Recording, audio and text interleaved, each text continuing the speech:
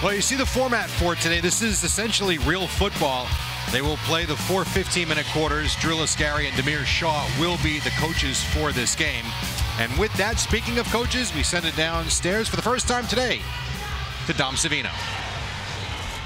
Thank you, Jerry. I'm with Coach Shiano right now. Coach, this is our first chance to see your team since the Pinstripe Bowl, winning it in December. What can fans expect from your group? Well, they've had a great spring. Everyone's worked real hard. And now today we're just going to have some fun. We're going to let it hang out. And there'll be a lot of guys who are being held out for different reasons, but the guys that are going to play, they're going to play hard. We know your team's improved from last year. One of the big spots in that is depth. Position battles at several spots, including quarterback. What are you hoping to see from those competitions? Well, they've had a great competition all spring, and I can't wait to just see the ball in the air today. I think Air Shiraka is going to be on display, so we'll have some fun. Awesome. Enjoy, Coach. Thank you. Guys, back to you. All right, Dom, good job. That'll be fun. We'll see an aerial attack today. Air Shiraka, that's might be the first time I've ever heard that, as we know he loves the ground and pound game, but we're excited to see that today. This is what the spring is all about, to get to show off some of the skills that you learned over the past 15 practices. And you see Gavin Wimsett there with the Scarlet team. The head coach of that team, as I mentioned, will be Drew Lascari, the safeties coach. And so while this is a little bit different, as you take a look at Ethan Kaliak-Manis, there won't be kickoffs, we don't assume. We assume they're going to put the ball down at the 25-yard line, so these quarterbacks will be able to get out there and just kind of get into rhythm very quickly. Absolutely. Obviously, they don't want anybody getting injured and risking those plays in the spring game. But as you see these quarterbacks line up, the things I want to see today is, boys, can they get to their first, second, and third read if the protection allows it, and being able to air it out down the field. The big thing with the Scarlet offense was that 10 to 15-yard passing. They were not efficient at that last year, and it needs much improvement this year. It's interesting you say that too, because watching these guys on the field in pregame, the flick of the wrist and the ball's flying 50, 60 yards in the air, and for them to kind of perfect that would add another element to this offense. Oh, absolutely. Being able to throw the ball down the field, some big play wide receivers, got guys like Ian Strong, big body wide receivers can go up and get the ball. If you can get those obviously connected down the field, but like I said, that intermediate game is really where they need to be able to connect it and be able to, like you said, flick that wrist and hit your target. And we will indeed get our first look at Gavin Wimsett and this Scarlet offense. Take a look at the numbers last year, and that's the number that we talk about, the 48% in completions. He runs it wonderfully, as we know, a couple of touchdowns in the Pinstripe game. But at first look, that's the improvement we're looking for, and the Scarlet offense takes the field first. So they will place the ball down on the 25-yard line, and that's how things will go. Winovich, the running back, to start for the Scarlet team here. And we have our first snap of the spring. Throw it left, and the ball deflected and incomplete. And those are the types of passes, you're maybe a little bit shorter, but passes like that, you want to see a higher completion rate. Absolutely. Those are the ones that you got to have. Those little hitch routes that you can pick up on first down and set you up in those second and less than 5 territory, opens up the playbook a whole lot more than when you have to be in second and 10 and you want to get positive yards, so you have to imagine the third down. DeAndre Johnson, the intended receiver on that play. He will line up wide to the near side.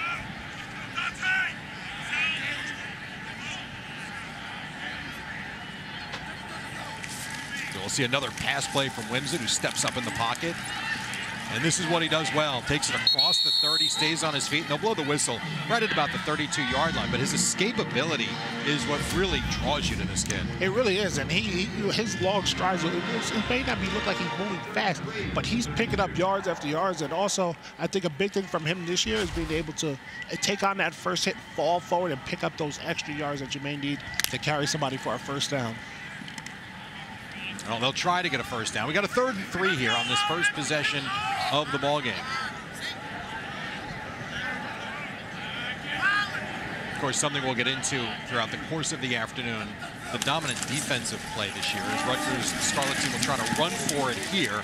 And it does look like they will take it across the line with Winovich for a gain of 3.5 for a first down. But defensively, when you look at this team, they've been, especially not sacking the quarterback, but getting to the quarterback, providing so much pressure. And it's really power and strength against strength when you're looking at the Rutgers run game against the Rutgers defense. It really is. And the Rutgers defense is all about violence, even on offense, but on defense especially.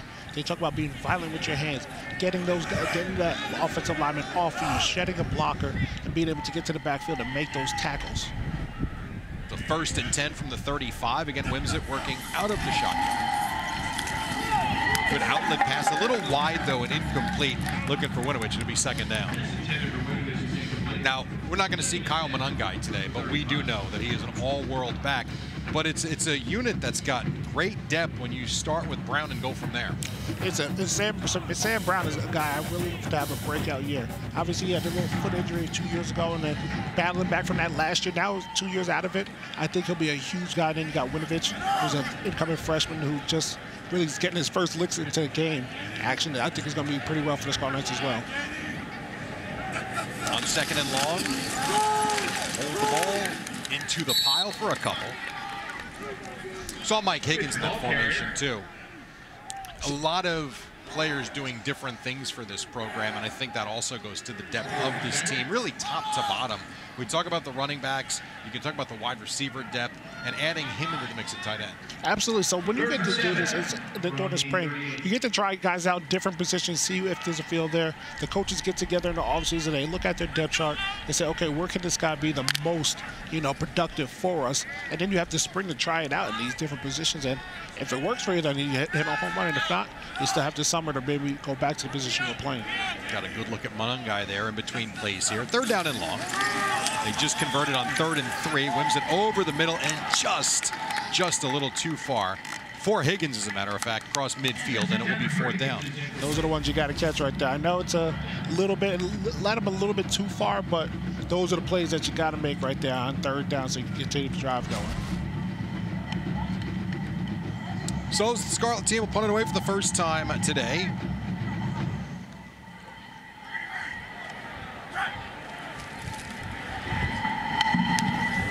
Low, spiraling, wobbly punt that way. Bang down to 34 and take it inside the 30. That was Hartshorn with the punt. And we will get our first look at Kaliak Manis, the transfer from Minnesota. We're going to give a different look, too. Does a lot of the same things that Wimsatt does, but maybe a little bit of a different look when you take a look at his numbers. Just over 50% completions and almost 2,000 yards, but a good runner as well. Yeah, definitely can run the ball a little bit, but he's more going to be in that pocket pass, like I said, getting the ball out fast. And he's a guy that can find those. If the first man is out there, looking to the second guy, 3rd down guy down the field, and still making the right play. His completion percentage you want to see go up a little bit as well. But hey, this is what he came here to do, and we'll get to see him in action for the first time. And Gary will start at running back on this first possession for Kaliak Manis and the White offense. Ball on that right hash mark. They spot the ball at the 26 for this first down play. Fake the handoff, he will throw, and that's a good pass play. Right across the 40-yard line and tiptoeing down the sideline. Flag on the play, but didn't step out of bounds. But a very nice play to KJ Duff. A lot of people looking for big things out of him, but the flag will have to check that first. And it does look like they're running backwards. I might get a little bit of a push off down the field and offensive pass interference, but that's a great pass right there. That throw from the other hash is not an easy throw to make. Pass interference, offense, half the distance to goal from the previous line of scrimmage, first down. That's exactly what you said. Yeah, he's a little bit of push off. Freshman getting excited, coming in here getting his first game action in, but that pass right there, being able to throw that ball across the field like that, like I said before, it's not easy. To be able to put that on the money for your guy to catch it in stride, that's the accuracy that I'm talking about you're looking for in that intermediate game. It gives the offense another dynamic. Absolutely. Being able to throw the ball like that on first down and pick up the first down and get the drive going, it's a great drive starter play right there. Dino Kaliak Manis split near side, right around the 10-yard line.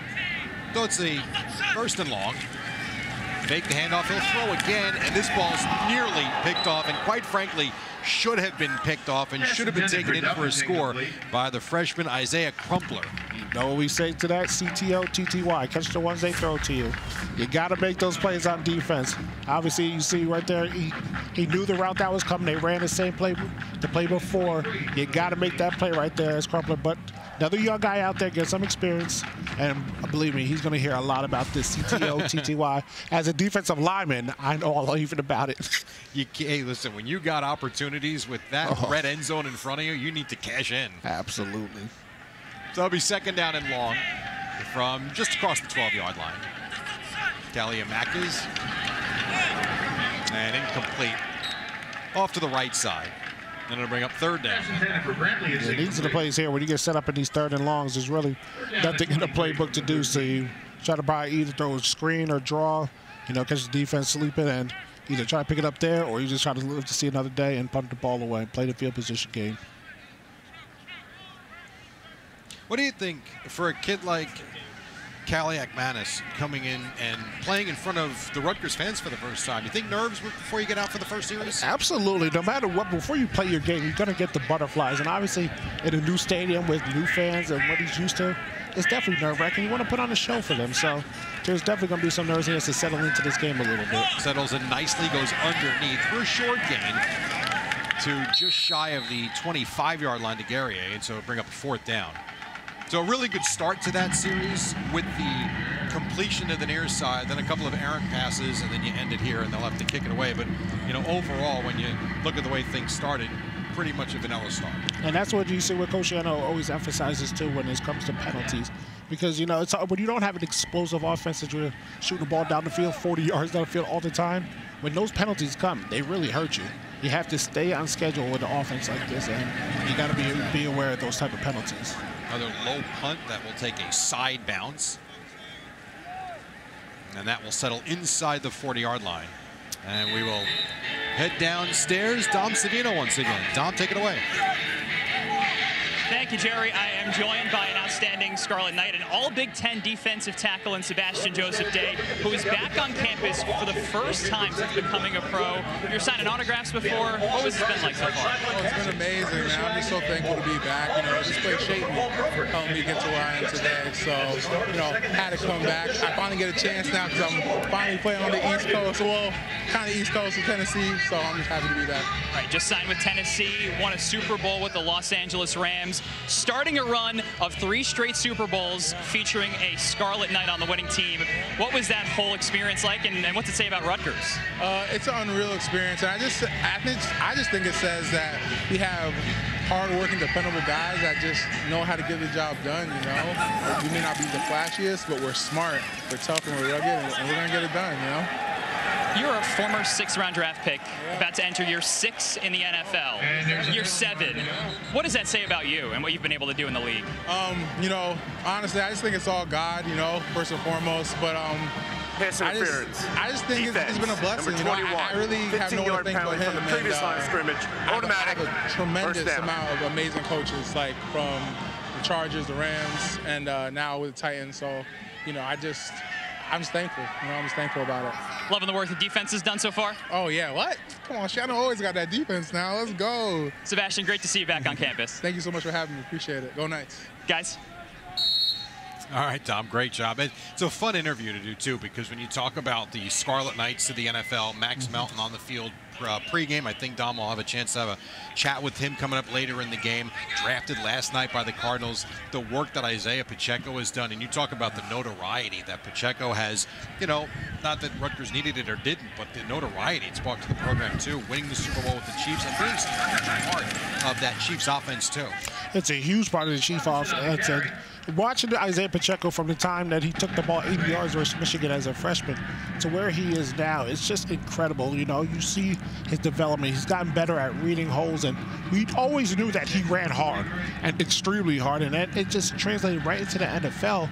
Running behind that Chiefs offensive line, you see how special and talented he really is as a 7th-round draft pick. There's no way he should have went the 7th round, but check him out. He's out there just put a chip on his shoulder, proving people wrong. Oh, and that also leads to another discussion about the NFL draft and where guys get picked and when they should be picked. 2nd down and 6 for Rutgers for the Scarlet team. Robinson off left tackle with some clearing across the 35 and powering his way across the 30, so some movement. And while Dom was having his conversation, we did see a big pass play. Whims it down the left side to Torrey. And as you take a look at this Rutgers run game, and this is what we've become accustomed to watching, and this is Robinson obviously off the left side, but a big pass play that got them into position because of the penalty. Taking shots like that, a lot of good things do happen. Absolutely. Obviously, it's a 50-50 ball down the field, and if you get the chance to get the penalty, obviously it brings you that 50 yards forward, and now you can really get into that run game. And Rutgers is still going to lean on that run game very heavy. Obviously, Benangai's not playing today, but when you got a guy like him, he's special. On 1st down, Looking for Miller, the transfer from Monmouth. He's back to the ball, and they're going to see just out of bounds. Looking for big things, and that was actually Touré, excuse me. I got excited. So Touré was on the left side of the field, on the right side there, and makes a nice play, but just out of bounds. Yeah, that's a great grab. Obviously, it doesn't count because he's out of bounds, but great being able to look back, get his hands on the ball, and another Touré coming through the pipeline. I'll tell you what, that family is truly special. From all the way back to Kamoko Touré, then Mohamed Touré playing linebacker, and now you got the other youngest Touré at wide receiver. Got Montgomery and Johnson out to the left, Touré again on the right side. On second down for the Scarlet team. Fake the handoff, looking left side. Nice pass play, good catch. Taken out of bounds at the 10-yard line is Montgomery. And that'll set up the Scarlet team with a 1st and goal at the 10. It's a good drive right here by the Scarlet Knights. A little bit of a mixture of the running the pass game and getting some passes down the field too is what you want to see. That intermediate game, I'm going to keep on harping on. That 10-yard out route, that's what you got to be able to anticipate that and be able to hit that on the money at 100% of the time. Sage Claudius with the tackle and shoving him out. So 1st and goal for the Scarlet team as they look to put up the first points of the day. Again, Robinson remains in at tailback.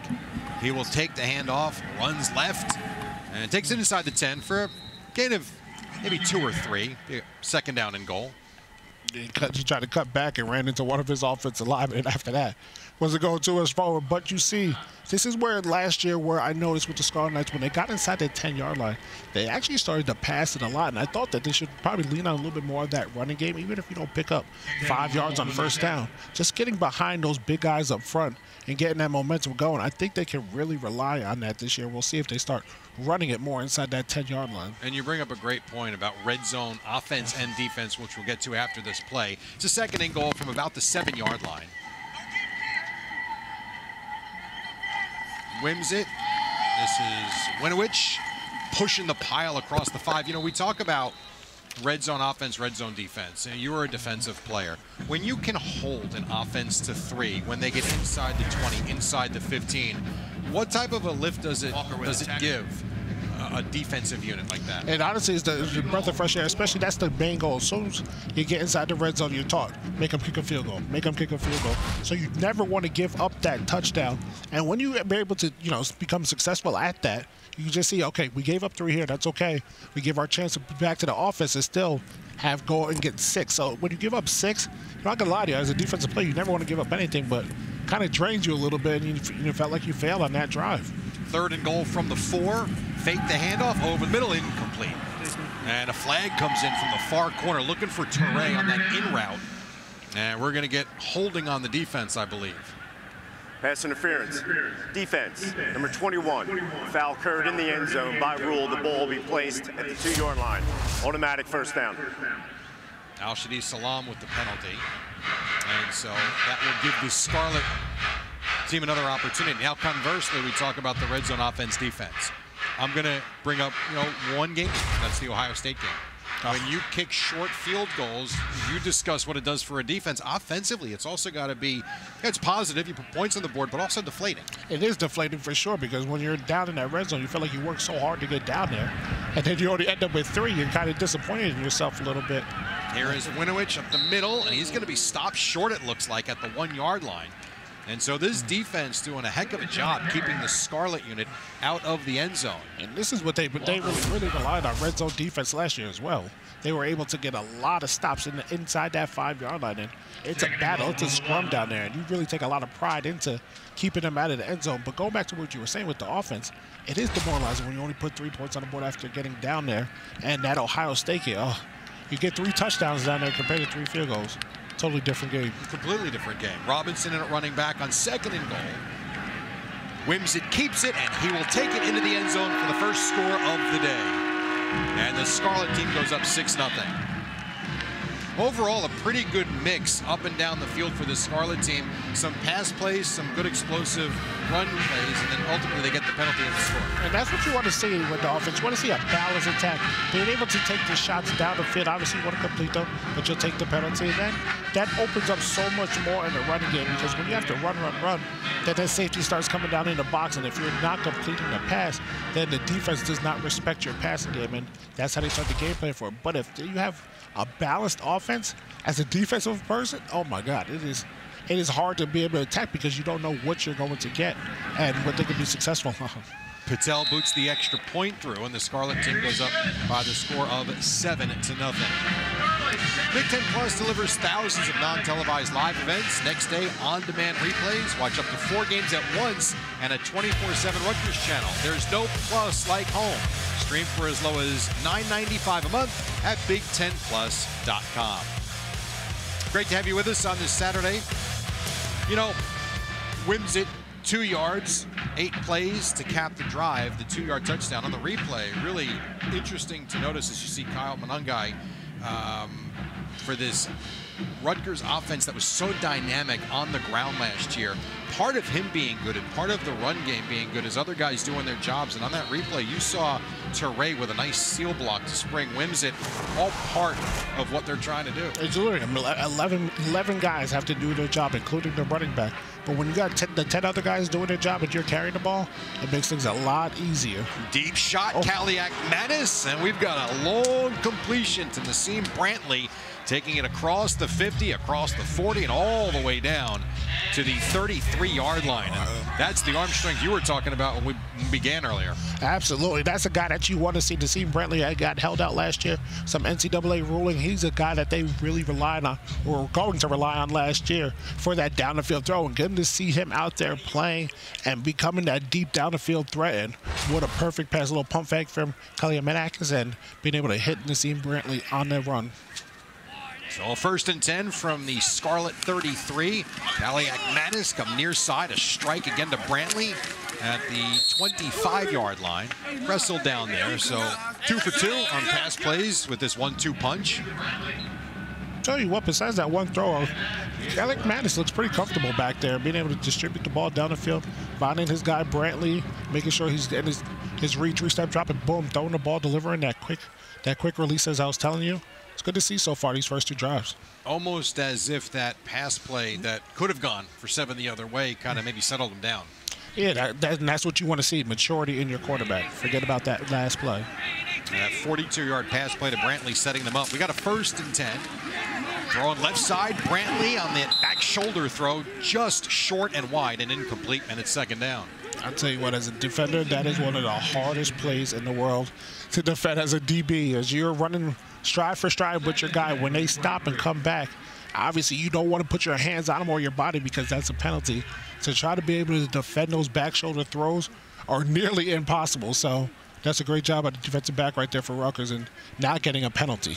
Yeah, Kosh Sanders. So it's 2nd down and 10 from the 23-yard line. Again, Kaliak Manis out of the shotgun. Guerrier to his right, takes the handoff across left tackle to the 20 to the 15. Good run. On the near sideline, inside the 15 for 1st down yardage. They'll spot him just outside the 10, and it'll be a 1st and 10 for the white team. Tell you what, look at the left offensive line right here. Moving bodies, making guys cut up the field. That is what you want to do. When your running back is not touched for the first 10 yards of a play, that's when you're doing your job from sealing guys on the edge, opening up holes. That is a hat on the hat. That a guy that is great offensive line play right there for the Scarlet Knights white team. 12-yard gain. 1st and 10. They spot the ball at the 11-yard line. Kaliak Manis, handoff left side again, just for a couple.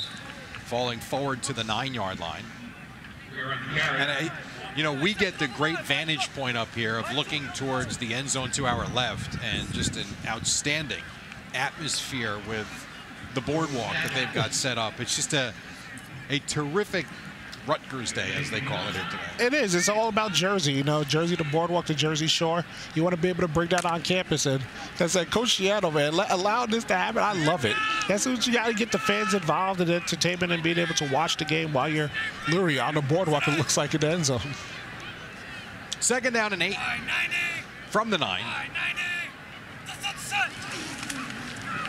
Kaliak-Manis, a strike over the middle and a touchdown to Dino Kaliak-Manis. How about that connection? I mean, guys known each other his whole life. I think he knows where he likes the ball, how to read it, and those are the passes that you need to complete right there. Where sometimes the Scarlet sailed those balls last year, put a little bit too much juice on it. That's the perfect touch that you'll be able to play. On those one-on-one plays, your guy wins his right on the inside, boom, fakes the play action and delivers a perfect ball for a touchdown. That is exactly what you need to see from the Scarlet offense, because you do that play action and it brings that linebacker up and being able to dump it right into the middle of the field. And very decisive with the throw. Knew where he was going. He saw him open. And how many times they've probably done that together over the years? Since they were playing in the backyards, you know, together. That's what it's all about with your brother. Now we've reached the end of the first quarter and we are all even. We are tied at 7. Both teams scoring on either side of the field. We're coming right back on BTN. Don't go away.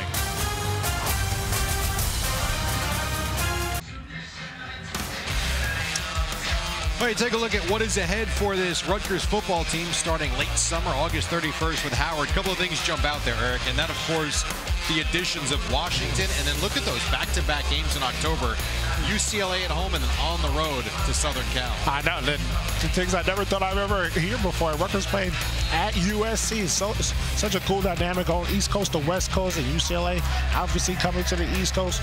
Really cool to see the new additions in Washington in there as well, coming over to the East Coast. So should be a very interesting year for this Scarlet team, and I can see a lot of success for it. I like this lineup right here, the schedule. Another one that stands out for me is the September 21st game on the road in Blacksburg against the Virginia Tech team that Rutgers handled well last year here. They sure did. They got some returners coming back. That's just definitely going to be tougher in that road on the environment at Blacksburg. We see Enter Sandman and how that stadium gets rocking. So definitely going to be a challenge for the Scarlet Knights, but I'm looking forward to seeing it.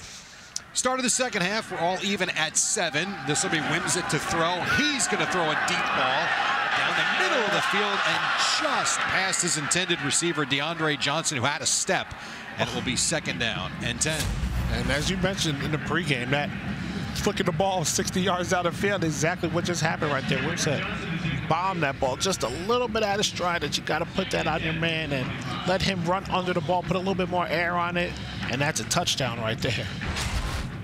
Yeah, he throws a beautiful pass, just a little bit much there, and so 2nd down. Yeah, with somebody with a powerful arm like that, you got to throw it a little bit higher up, kind of like Russell Wilson does. He throws it high so his wide receivers have time to run under it.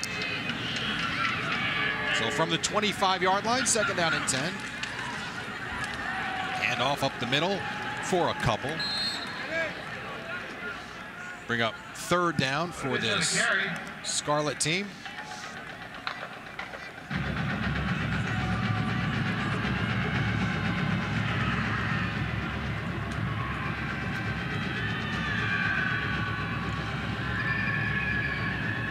So a 3rd down play here for the Scarlet team, looking to answer the White team that had really a beautiful drive. 13 plays, 75 yards, highlighted by the Brantley catch, of course. The Scarlet team tried to answer with a pass play of their own, a long pass play, and instead we've got 3rd and 8 from the 27. Winovich in the backfield. Fake the handoff over the middle. Nice pass play. And we got a 1st down across the 40-yard line to Montgomery, the senior wide receiver. And right now we will head back downstairs to Dom Savino. Thank you, Jerry. Fans at home may notice that there are some updates and some rule changes, some additions to the college football game this year. One of them the quarterbacks have been using both today and throughout the spring. It's in-helmet communication. Just like in the NFL, a coach can communicate to one player on the field during games. That player's helmet is marked by a green dot. Of course, the communication cuts out with 15 seconds on the play clock, so it's just about done for them. There's also tablets on the sidelines for game film. 18 total tablets allowed on the sideline, locker room, and coach's booth, so coaches can work with players, show them tape, and help them work through things that they need to improve on throughout the game. Greg Schiano says sometimes you worry a player can't grasp something you're teaching them about because they just can't see it during a game. Of course, that's not a problem. The 3rd thing, the 2-minute warning.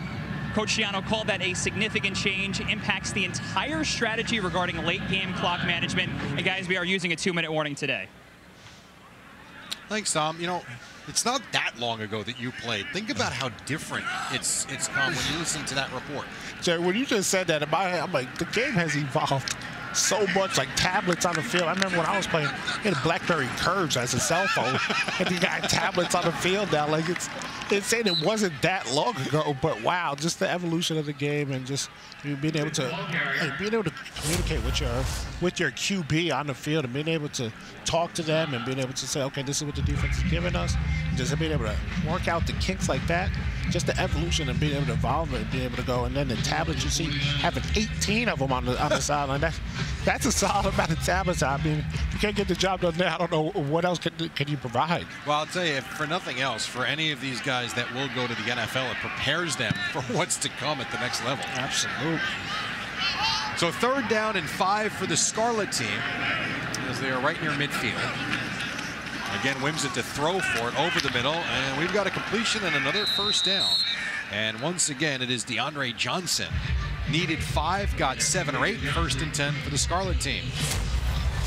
Tell you what, man, you see both one-on-one read, they be all over, but still making those tough catches. That's what wide receivers have to do, especially when the quarterback puts it right in your chest, right on the numbers. You have to make those tough catches, especially on 3rd down, to continue to drive going and move those sticks. Great play right there. Zion Williams had good coverage there, and it's almost as if when you make a pass play and a catch that good, what else are you supposed to do as a defender? Nah, as a defender, there's nothing you can do. Just at that time, just make the tackle. Easier said than done. 1st and 10 for Wimsatt. Over the middle, incomplete. Just looking for Johnson on Williams again. Just slightly overthrown, or Johnson just couldn't get there, and it's 2nd down and 10. But again, Williams right there with coverage. Williams right on top of him, but that's a great play right there. You see the play before that, you get up on 1st down, but then you got to bounce back. You forget that play and being able to look at that. You see Wimsatt's eyes looking down the field. First read is there, boom, he takes the shot at it, and it goes right off the head. You got to make that catch, but as you said, as I was saying before with Williams, he gives up a 1st down and play before, but then the next play comes back and makes a good play. Robinson in the backfield with Wimsatt on 2nd down and 10, from the 43. I'm looking right. And we've got a completion out across the 40-yard line, just shy of the 35 to Toure. And it brings up 3rd down. See, this is now 3rd and manageable. You're able to complete those little 5-yard hitch passes, which Wimsatt found success on last year. Relied on those a lot on 1st down, just to get the drive starters going. But being able to now have a 3rd and manageable here is what the Scarlet-Whites want to be, that 3rd and 3, 3rd and 4 area.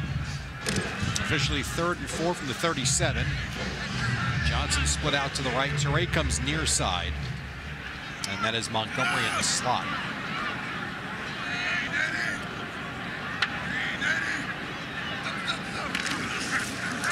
Wimsatt will keep it, run right, and he's got a clearing. 30, 25, back to the inside, and Wimsatt is going to go for a touchdown. 37 yards on the rushing touchdown, and boy, he does that well. He does do that well. As a defensive player, I laugh because, it's the spring game, so you can't hit the quarterback, and it's the hardest thing in the world to do when you got to pull up and not hit the quarterback. But I think Wimsatt probably would have been stopped around that 5-yard line. But to say that, nonetheless, great job running the ball right there as Wimsatt, as he can run away from people. You're looking at Jesse O'Furian saying, I wanted to hit him. Come on, I'm telling you, look, you see nice pull up right there because we know he can't hit the quarterback. But as a defensive guy, you got to let that go in the spring game. But great play by Wimsatt on the read, be able to use his legs on the ground and be able to pick up that touchdown for the Scarlet-Whites. Here is Patel for the point after. And it is good, and we have a 14-7 Scarlet lead with 10:47 to play here in the 2nd quarter. Now, if you weren't paying attention, I don't know what you were doing, but Max Melton, the 43rd overall pick in the NFL draft, goes 2nd round of the Arizona Cardinals. Pretty cool 24 hours for him. Definitely a pretty cool 24 hours. And I think the coolest part about it is a lot of the guys were at his house with him that are playing with him from last year and this year from the Scarlet-White team. And just to see them, the Melton family tree that has come through Rutgers between the dad, the mom, Bo Melton, Max Melton, that is what you want to see. That is legacy in the making. And the youngest one getting picked in the 2nd round It is truly something special, and congratulations to Max Melton and his entire family. And very special that Bo on the Packers, Max now on the Cardinals, and even more special that Dom has them down on the field. Take it away, Dom. Yeah, Jerry, this is outstanding. Another pair of brothers from the Scarlet Knights are in the league. We've got Bo, we've got Max. We talked to Max first. You go in the second round last night to the Arizona Cardinals. What have the last 24 hours been like? I didn't even go to sleep last night, man. I just started looking at houses in Arizona already. Out in the playbook, man. It's just a blessing, man. To have everybody at my uncle's house last night, all the people who helped me out around the journey, man, it's just a real blessing. All right, so you're going to go up against Kyler Murray in practice. Marvin Harrison Jr. is now across from you. You're going to do battle in practice. What do you think of your new team? Oh, man, I love it, man. Iron sharpens iron all day. I love Kyler Murray as a person, as a quarterback. I feel like he's a real leader on that team. He's going to lead us in the right direction. And I feel like we're just on track as a team. And, yeah, I just can't wait to get to work. Awesome. Well, I go from the newest NFL Scarlet Knight to one who's now entering his third season in the NFL, older brother Bo. But what was last night like for you as an older guy who has played against your brother for so long? It was amazing, man. Dream come true. You know, as an older brother, I always want to see my little brother, you know, be better than me. And he has surpassed that. You know, being drafted in the second round to the Cardinals, man, that made my day. One of the best days of my life, and I'm so happy for him. He's going to do his thing. I already know that. And I know that you guys both know what's on the schedule later this year. Your Packers will host the Cardinals sometime next season. What do you expect out of that? It's going to be fun, you know. Definitely bring your popcorn. I know Matt's going to come to bring it. I'm going to come to bring it. So we're just going to let, you know, the best player win. You know, we're going to see what's going to happen for sure. Has the smack talk started already? Nah, we really don't talk that much smack. I mean, we might be different that game, but, you know, it's going to be good, though. You know, it's good on good. We played at Rutgers together, too. So, yeah, it's going to be good for sure. Well, we got another pair of Scarlet Knight brothers in the NFL. Max, congrats on getting drafted. We can't wait to see Bo and Max do battle in the NFL this fall. Dom, thanks very much. You know, he said something really cool there. It's one thing that they're both playing against one another this season, but when you look at, you know, Bo's run last year and what Green Bay did, we talked about Isaiah Pacheco in the Super Bowl and the Chiefs. Think of how close Green Bay was to meeting them there. That game last year was insane, and he scored a touchdown in that game as well. Bo Melton, that toe-tap grab in the back of the end zone. So to see how Bo Melton really came on for them at the end of the season is what we've all known here for the Scarlet Knights, obviously. But now he's really getting to show his talent and entering his third year in the NFL, and it's going to be a special player. And very cool that we will see them play one another this coming season. So good work there downstairs by Dom, getting both of them. And I got to think he's got to be on his way to Arizona soon. Well, you heard him. He didn't sleep last night. He was looking at houses. So I'm assuming as soon as this game is over, he will be heading out to you know, Phoenix, Arizona, and get set up out there. And it's all good for him and his family. So we got a second down for the white team from the Scarlet 34. We'll call it 2nd and 8. Kaliak Manis to throw, pressured. He will throw it left. He underthrows it, and it's incomplete. And that's one of those plays, too. You've got to think he probably takes a quarterback hit. He would have took a big quarterback hit. That came from the coming out the edge. But that's a great, you know, obviously great play right there. As you see, coming off the edge, both wins in the pass rush game, being able to sit back and you get the sack. But obviously the spring game, you want to let the play out and see if you can make a play down the field. But great job by the Scarlet Knight defense and Odu coming off the edge, being able to make that play for a sack, which would have been probably could have been even a sack fumble on that play. One of those strip sacks for sure. So 3rd down and 8 for the 34 for the white team. Midway through this second quarter, and a 14-7 lead for the Scarlet. Up near side, and the ball is caught for not quite first down yardage. This is 4-down territory here. Yeah, the spring game got to go for it here. Got to want to get your guys out there, get as many reps as possible in this situational football here. Inside that 30-yard line, you want to get that first down, pick it up here. That was another Kaliak Manis to Kaliak Manis connection. Almost picked up the first down. Instead, the 4th and 1, and they will indeed go for it. See if they run for it.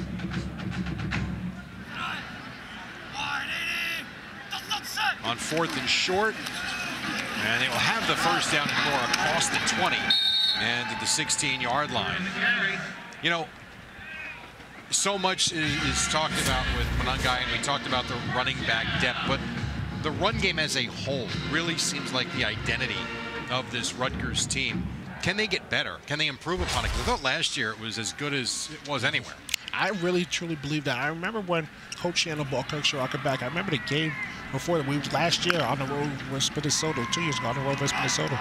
Watching that run game with Muhammad Ibrahim and how much they pounded the ball. I knew when Coach Shiraka came here, he was going to try to do the same exact thing with this Scarlet-White offense, and we saw a lot of that last year. Wait till you see them this year with more guys more healthy in the backfield. It's going to be special. Run play for just a couple of yards, bring up 2nd down. White team looking to even this thing up, trailing 14-7. And the best part about it is, going back to the running game, guys like Kyle Manungai, obviously he's a little bit smaller than Sam Brown, but they don't need gigantic holes. You give them a little crease, and they're going to bust through there and be able to pick up a big chunk of yards, especially when they get into that secondary, and they can hit their head on the goalpost pretty much on any runner if they break through into that secondary. 2nd and 8 from the 15. Kaliak-Manis to throw. Very quick delivery. And will be positive yardage across the 10. And that will be Logan Blake, the tight end. Takes it right to the 10. Bring up a 3rd down and short. Yeah, we're seeing a lot of tight end play here, which is exactly what you want to see. You know, it's been, unfortunately, a part of the game that's been missing for the Scarlet-White offense for some years now. And now they got the guys there. You got the Kenny Fletchers there, who's been running as the #1 tight end. You got the #1 recruit out of New York, KJ Duff, got on campus early. He was an absolute freak of an athlete playing there. Logan Blake, you know, guy coming from the Hunt School. You know, you got guys in there that can really become playmakers for the Scarlet-White offense. They're dragging tacklers across the 10, very close to 1st down yardage, and they will indeed move the chains. Needed 3, got 3, 3.5. 1st and goal for the White. Tell you what, Jerry, when you can be able to line up on 3rd and 3 and know we can convert on the ground and not have to throw the ball, that hasn't always been, you know, the script here for Rutgers. But knowing that you can just hand the ball off and pick up those hard 3 yards and then keep the sticks moving, that is huge for the offense, knowing that you can rely on your run game in those type of situations, and you don't have to air it out as the field gets a lot shorter but a lot longer towards the sides. A lot wider, I should say. On 1st down, Gary off left side, cuts it back and into the end zone for a White touchdown. Within a PAT away from tying this game up, 7-yard touchdown run. And it's now 14-13. Tell you what, you saw that a lot last year. Gary, you see, he sees the edge, goes, I got to get to the edge, and then cuts it back and not continue to go towards the edge to get tackled for a little 1 or 2 yard gain. Boom, you see that hole, cut it back, that 1 yard cut, and continue to go bring it back towards the middle of the field as you see your offensive line is getting up to that 2nd level and getting those blocks. Hat on the hat, man on the man, touchdown for Gary. Yeah, a couple of really good seal blocks again off the edge. Here's Patel for the point after. Puts it up and puts it through, and we are all tied at 14. July 13th, the BTN Big 10K returns to Soldier Field in Chicago for the fantastic 10K and 5K races and tailgate party. Scan the QR code or register right now at btnbig10k.com.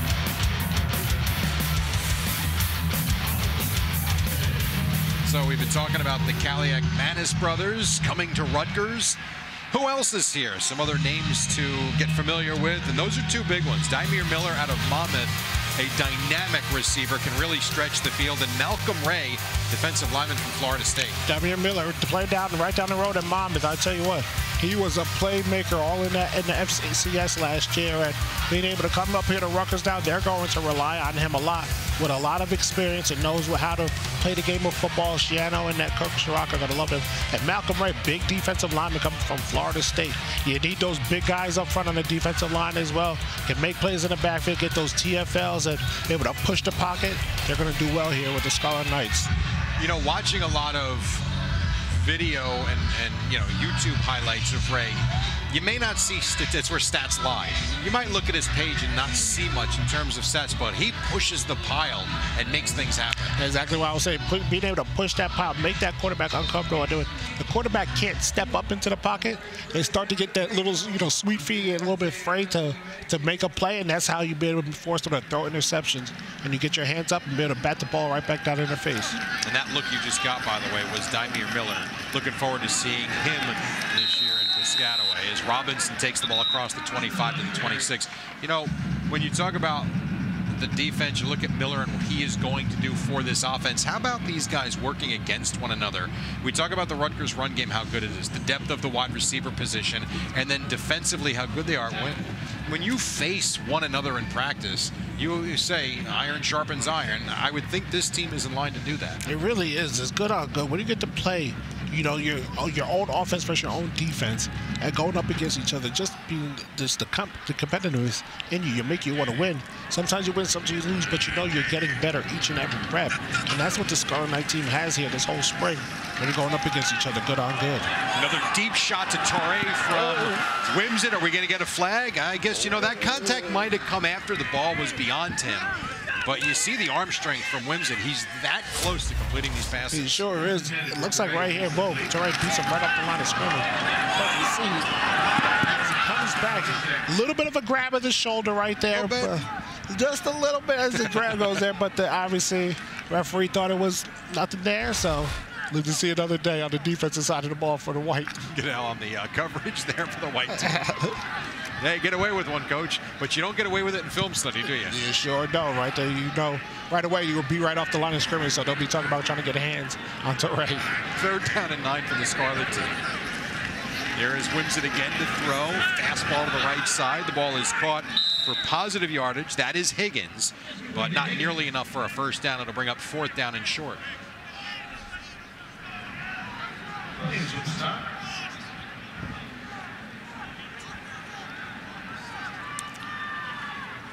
As you see another guy, Higgins, in there as a tight end position, getting some reps. Obviously didn't pick up the 1st down there, but good to just see the connection between Wimsett and his tight ends.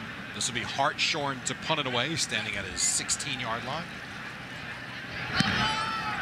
End-over-end kick to the 32, and that's where the White team will have possession of the football once again.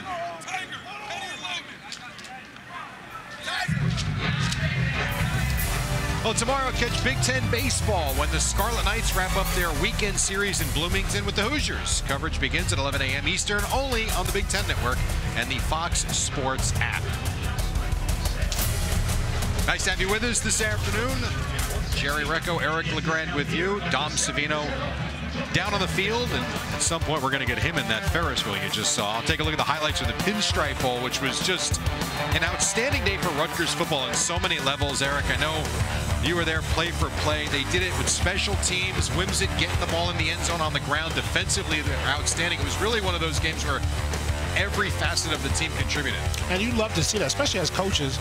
You love to see all facets of the game relying on them for the win. We see a deep ball down the field for incomplete pass, but all facets of the game, offense, defense, special teams stepping up, making big plays, contributing for a big bowl game victory versus Miami for, I believe, the first time ever for the Scarlet Knights versus Miami. So that was amazing to see at Yankee Stadium. There was a play in that game, too, where no doubt, Greg Schiano, every football coach wants to win. There's no question.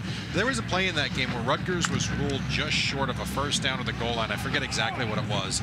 And the officials misspotted the ball and came flying down the sideline and got them to look at it again. And, again, I know it's a ball game. You want to win. But, I'm sitting there watching the game thinking, hey, that's a positive play, great play. He's saying, no, you shorted us a yard. Get back out there and correct it. And he won it. And it was outstanding. What do you always say? All the inches of the game matter in the game of football, and you short a whole yard on the play. That's 1 yard away from scoring a touchdown. Hey, you got to go down there and you got to fight for your guys. And I have seen that sprint up and down the sideline from Coach Schiano quite a few times in my life, I will say that. I'm sure you have.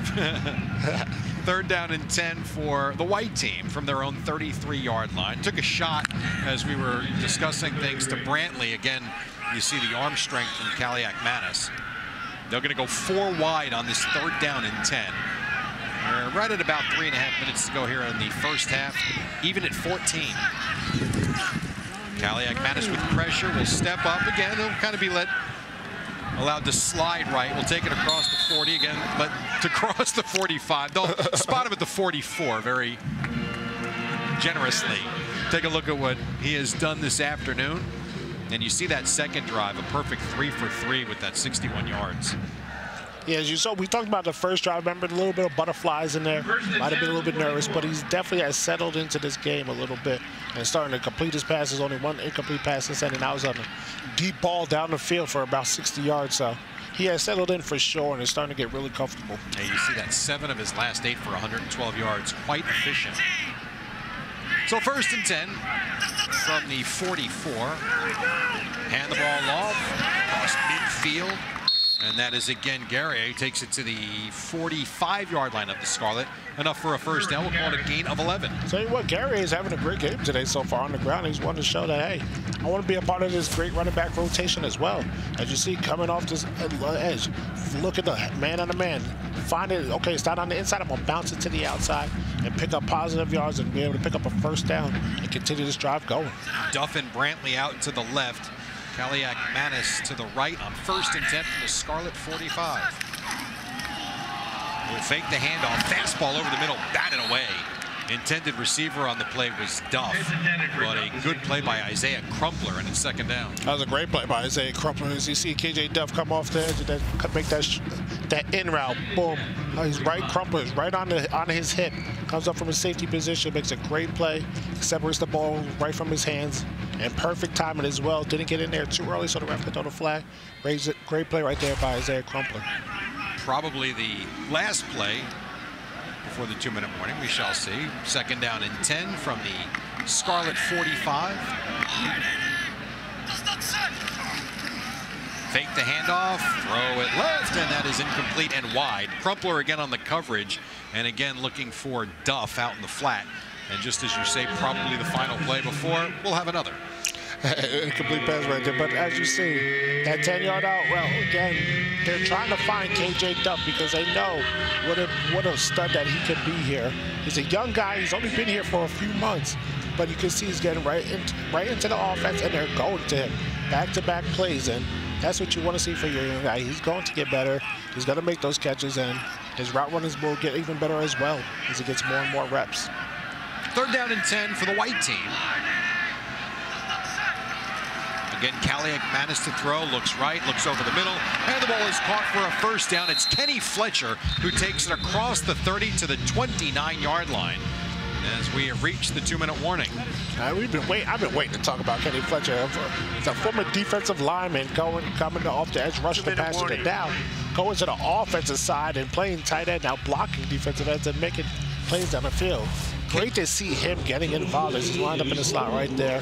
Comes off, just find a separation into that zone, right over the middle field, wide open. The ball's a little bit behind him, being able to make the adjustment on the fly and catch the ball. So forward defensive lineman going now into tight end to make that play.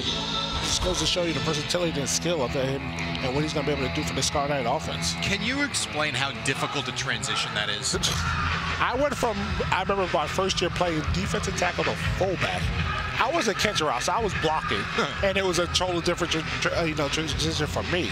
From him, going from defensive line when you're rushing the passer, you're setting the edge of a defense in the run game, to now having to go out there and make catches and actually make plays. It's not easy, and to be able to do that in a few months and to be the #1 guy, it just goes to show you what a freak athlete he is. I remember him coming out of South Jersey as well as a recruit, big-time recruit for Rutgers to get him. But we're going to see a lot of him now going forward in this side of play, and I'm sure we'll see him in the back of the end zone quite often as well. And there you see Fletcher on the field after making the catch. The white team back on the field, 1st and 10. Just inside the 30-yard line and on the move. A couple of really good drives for this white team led by Kaliak-Manis.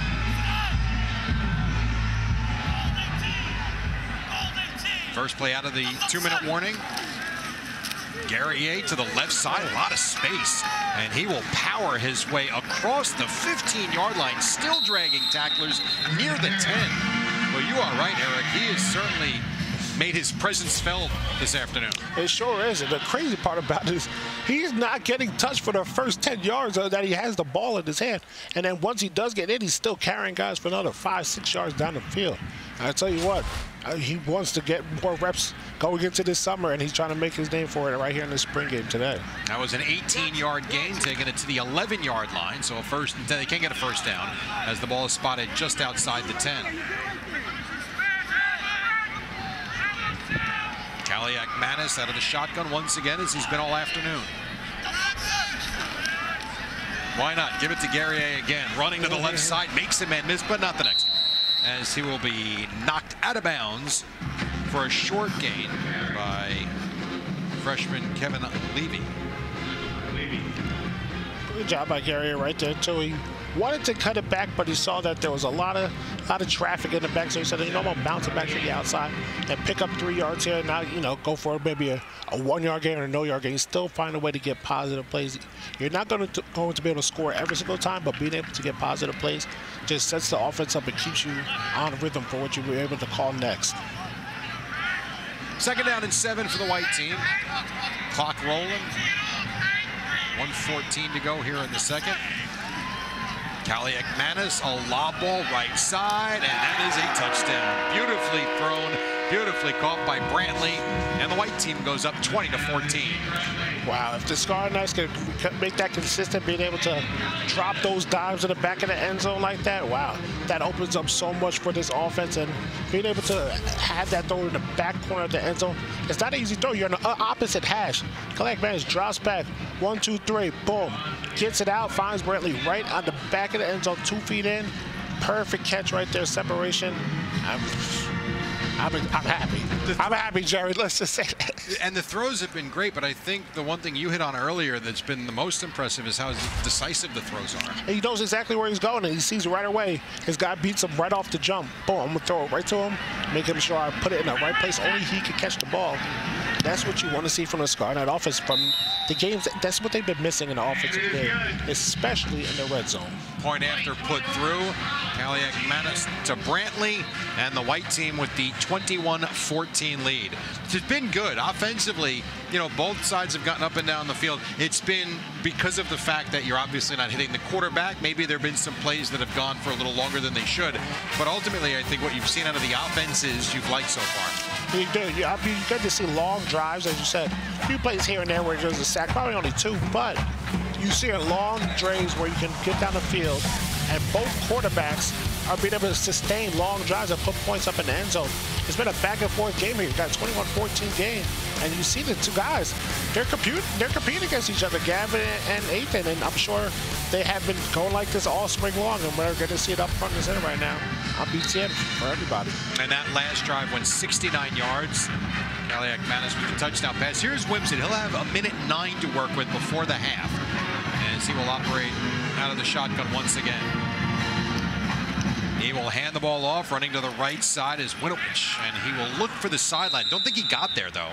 And they will continue. Nope, they're going to say he did get out after a gain of 5. So Doe for the sideline got there. 1:01 to play here in the half, and Rutgers very quickly will get themselves back to the line of scrimmage. Another young guy coming from Notre Dame High School, Winovich.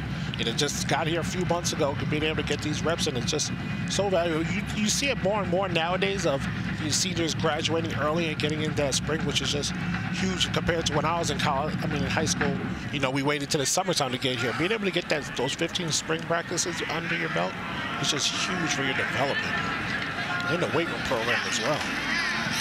Wimsett come near side. The ball is caught by Touré. Really has been his favorite target today, and Touré fights across the 40 to the 43-yard line for a couple of extra yards.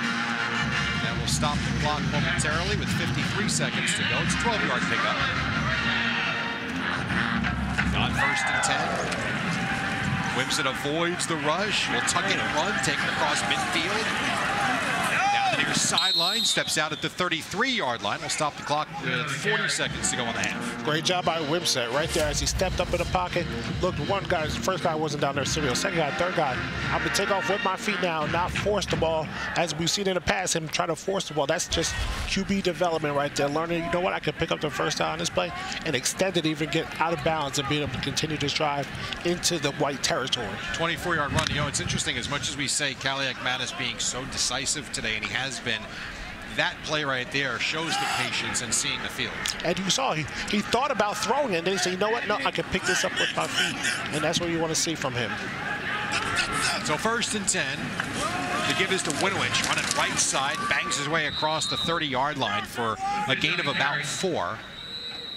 I think we'll get a timeout called here with 32 seconds to go in the half. Timeout. Offense. That is their first. Yeah, it's one of those things where you need to make the decisions. You need to survey the field and not force balls in where they don't belong, because that's where you get yourself in the most trouble. Exactly. It is where you see less. And then also being able to use his legs last year was huge for the Scarlet-Whites. As you see in this Indiana game, when jukes a guy out of his socks and take it all the way up the field and score a touchdown for the game. But being able to have that asset and knowing that you have to prepare for that on the defensive side, it's tough. It's not easy to do. So knowing that Wimsatt can do that now and being able to now, that next step is being able to push that safety over the top and say, I got you out of position, now I'm going to take off with my feet and try to catch me. And that game at Indiana was one of those.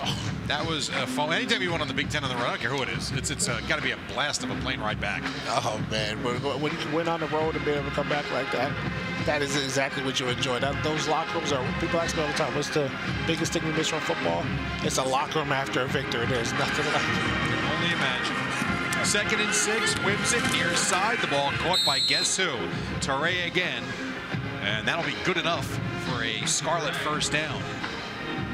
27 seconds to go in the half as they look to answer the white team and get this thing even before the break. Here's Wimsatt looking right, looking middle, pressure. They let him go. He throws it right, and that's going to be caught for a very short gain. They might actually give credit to the sack here. Oh, they gave credit this time. I think so. You know, these spring games are a little goofy at times in terms of what they can and can't do. It looks like they did now blow the play dead. Let's see. Well, the offense calls timeout. A couple of different things there. One, did he catch the ball? 2, was he sacked?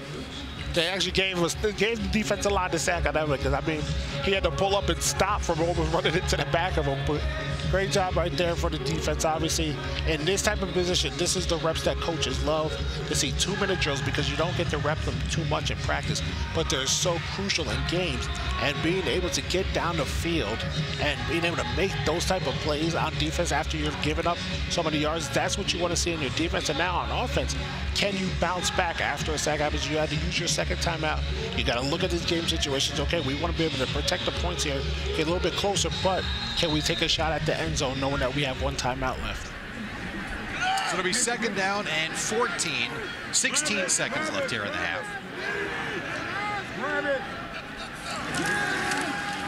Wimsatt throws near side, incomplete. Intended receiver DeAndre Johnson. And it will be 3rd down and long. And if I had to guess here, you know, might want to get a little bit closer in field goal range, but if not, then you take a shot at the end zone. And that's something we haven't even discussed really yet, too. The special teams, when you look at what Jai Patel did last year. And, you know, we talk about settling for 3. Sometimes settling for 3 when you're at the 25-yard line is a good thing. And knowing you've got a guy that's going to boot the ball through at a really high rate has got to be quite comforting for an offense. Tell you what, maybe you never know that you got a guy that can hit it from 50-plus. Yeah. That's in your back pocket. Opens up what your game plan is going to be. One of which will run it on 3rd down and long and take it across the 20 to the 18. And so I think we will get a Patel field goal try here with just 6 seconds to go in the half as they call timeout. And final of the half. 30 seconds. So coming up at halftime, I have to tell you, we've got a treat for you, because our guy Dom Savino was part of this punt contest. Man, he was ready, and then he blew it. Now, I talked to him before the game. The preparation he had, everything went well except the catch. He's going to try it again at halftime. I can't wait to. I mean, I mean, I will say it was monsooning that day, but he was right under it, and it hit him right in the chest. I mean, if you had to run a little bit, cut off your fingertips, okay, but Dom, you better step up this year for me, man. Eric, you're a football player. No excuses. There is no excuses. Try to help him out a little bit, but yeah, try to be nice here. Dom, you gonna get this one this year? I'm going to try my best, guys. I have been practicing for 365 days to catch punts. Adam Korsak traveled halfway around the world to punt to me, so I'm going to give it my best shot. Let's see. Well, I did, Eric, suggest that he go out there with the BTN hand mic in the left hand and catch with the right. Here's risk reward. There is no risk. The reward is you go viral. You do go viral. If you can pull that off, Dom, tell you what, you're gonna blow up all over the Instagram, TikTok, whatever it is. X, you'll be famous, Dom. the catch in the one, I can barely catch it with two hands, so I don't know that one hand is going to be any better for me, but I could try. I'll tell you, we're rooting for you. And then listen, if you don't catch it, you're going up in the Ferris wheel. Yes, that is most definitely where I'm going to go. I'll probably go to the Ferris wheel regardless because it looks like an absolute blast, but we'll see. We'll see. All right, we'll see if Wimsatt can get in the end zone. No Patel field goal. Instead, they will go for it here on 4th down. Wimsatt throws it right corner, and that will be picked off. It's a flag on the play. But for the moment, is an interception for O'Fury. And we will check with the officials. Now, the half can't end on a defensive penalty, so we shall see what they call here. Spotted at the 2. Take a look. Pass interference, number 16, defense. By rule, the ball will be placed at the 2-yard line, and it'll be an untimed down. Now, I could be wrong, but I think they meant Zylan Williams, 15, not 16. Yes. Nothing wrong with it. I mean, the worst when you get something blamed for you that you didn't do. So, Rutgers Scarlet team will get one opportunity here from the 3-yard line. See if they can get this game even before the break. Heck, with the way they've run the ball, I wouldn't be surprised to see Winovich get an opportunity here. Wimsatt in the shotgun, an untimed down. See if they can get it in. He's going to throw for it. Pressured, throws on the run, and the ball is caught for a Scarlet touchdown. Montgomery with the catch and the score. And a point after away from tying this game up. Great job by Wimsatt. He saw that the pocket was collapsing. He said, let me throw the ball on the run here. That's great pressure, knowing that he has someone coming off the edge, being able to use his feet a little bit and then throw a dart to the end zone for a touchdown. Wide open. Great job by the Scarlet Knights right there. The touchdown from Montgomery. So here is Patel for the point after, try and get this game even at 21 before the break. Tell you what, these kickers in the gray uniforms kind of like it. Okay, you've liked a lot with these uniforms. The full scarlet red, not a great snap, but handled, and the ball is indeed booted through by Patel. And we have reached halftime here at SHI Stadium. The offenses have shined. Wimsatt has been good. Kaliak-Manis has been good, and the offenses have been up and down the field, the run game too. And we've got a 21-21 game here at SHI Stadium. On the other side, Dom Savino and the punt contest. Don't go anywhere. It's going to be a blast. It's the Scarlet-White spring game here on BTN.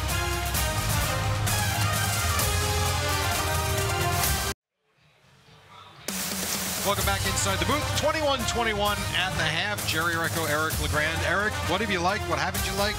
Your overall thoughts of the first 30 minutes. Well, so far, I've liked this just to see how the quarterbacks have been able to sustain drives, making some big plays down the field, but also seeing the running game with, obviously, we're not seeing Kyle Monunga today, but Gary really impressing me so far in that first half. But we saw some touch from Kaliak-Manis, and we also saw Gavin Wimsatt using those legs that we saw was such a big asset for him last year as well. Yeah, it's been a good mix so far of run and pass. Kaliak-Manis has been really good too. Take a look at the numbers. Wimsatt 50%, 8 of 16. Kaliak-Manis 10 of 17. but started not so great, had a really hot stretch there in the middle. He sure did. You know, that first drive is definitely a little bit nervous, but then he went on a stretch that was 7 for 8 for 112 yards and a touchdown. That's what you want to see, more consistency and being able to get that completion rate up just a little bit. And we're seeing a little bit more from that from Kalikamakis right now. And then Gavin Wimsatt, a little bit more of him on the ground, but I'm sure we'll see him throwing it in the air in that second half. Second half, straight ahead, even at 21, right here on BTN. Start of the third quarter here in Piscataway, SHI Stadium. It will be the white team to begin play. A.J. Sarace, the freshman quarterback, now in. And he will throw on first down. Actually hit as he throws, comes near side and incomplete, so second down and 10. A lot of people really high on this kid too. Yeah, another guy out of Notre Dame High School as his teammate Winovich, and young guy, obviously he's got a lot to learn. There's a lot of experience that he's going to have to get.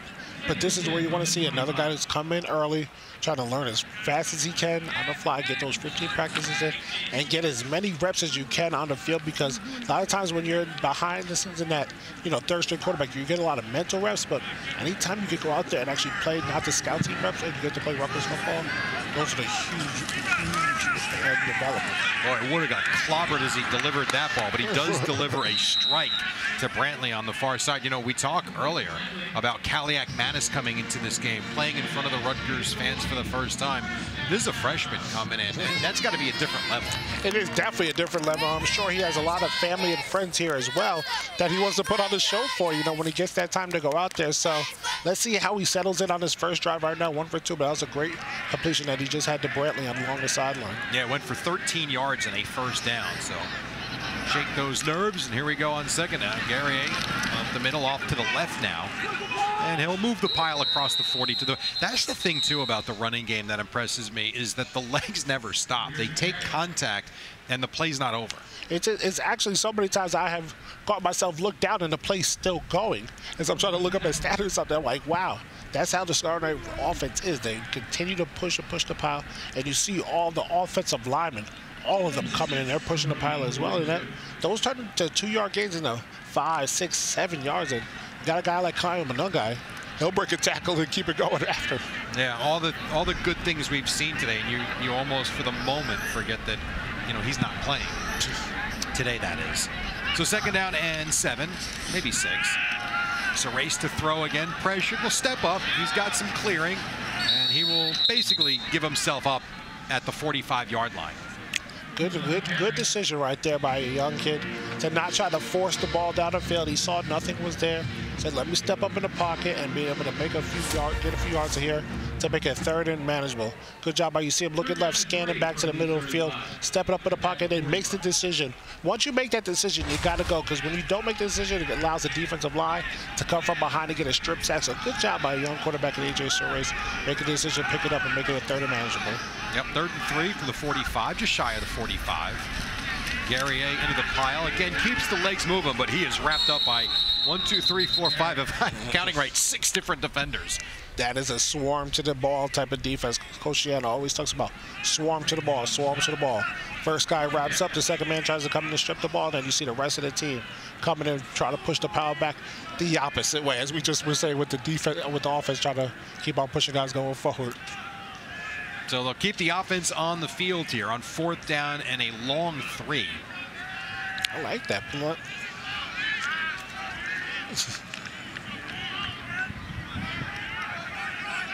Fourth down. I'm being told something quite curious. We'll see if it's true or not in a moment. Sarace to throw, pressured. Again, good pocket awareness. He'll try and run for it. He'll have it. Have the first down right around midfield. Is it true that he is on the Ferris wheel? Look at him go. Yeah, it's true. Hi, guys. This is the most Jersey experience of my totally New Jersey life. All 27 years spent in the Garden State. And here I am taking in a college football game on a 70-foot Ferris wheel. For those of you at home who are wondering what in the world is going on, this is part of the Rutgers Boardwalk, which is in year 3. They've got everything out here: water gun races, carnival rides, a hot dog stand, there's a face painter, caricature artist, airbrush tattoo, and of course the Ferris wheel that I'm whirling around on. When Coach Schiano took back over at Rutgers, he knew Rutgers had an outstanding tailgating experience, but he wanted to jersey it up a little bit. And so he worked with the Rutgers marketing team, and this was their idea. 4 hours before every Rutgers football game, this is opened. All the rides and games are free somehow. And that gives me this outstanding opportunity to watch the Scarlet and the White and whirl around on a Ferris wheel, just like I'm on the Jersey Boardwalk. Guys. Dom, enjoy. I got to be honest, I had no idea we had the ability to talk to you up there. That's awesome. Enjoy yourself. Yeah. Holy smokes. I would bring back some childhood memories right there. Good to see Dom go there. Looks a little bit nervous. I'm not going to lie on the way down. He played it off well, though. While Dom was spinning, we had a nice end around with Duff to Serace for 18 yards. Very cool looking play. Now back to his point about the boardwalk. Number 83, 5-yard penalty, remains first down. And that was on Kaliak Manis. And take a look at this end around, which was just a great play. You don't expect to see this in a spring game, but it worked beautifully. Makes the catch and runs for a first down. The thing that Dom was talking about at the boardwalk, so I came to the Virginia Tech, was one of the 2 games I came to last year, and really got a great look at the boardwalk for the first time for me. And I will tell you, it is, you want to talk about a family experience. The tailgate's a blast. You got cornhole all over the place. More than that, but cornhole was the primary game that was being played. Then you walk out of the parking lot, pass play to the near side to the 32, and you've got rides and games, and you've got food all over the place. They've got the buses coming in, which is so cool. It's a wonderful fan experience here. It truly is, and most of the time I don't get to tailgate. Obviously, I call games usually on the radio, so I come in, get the pass by everyone out there.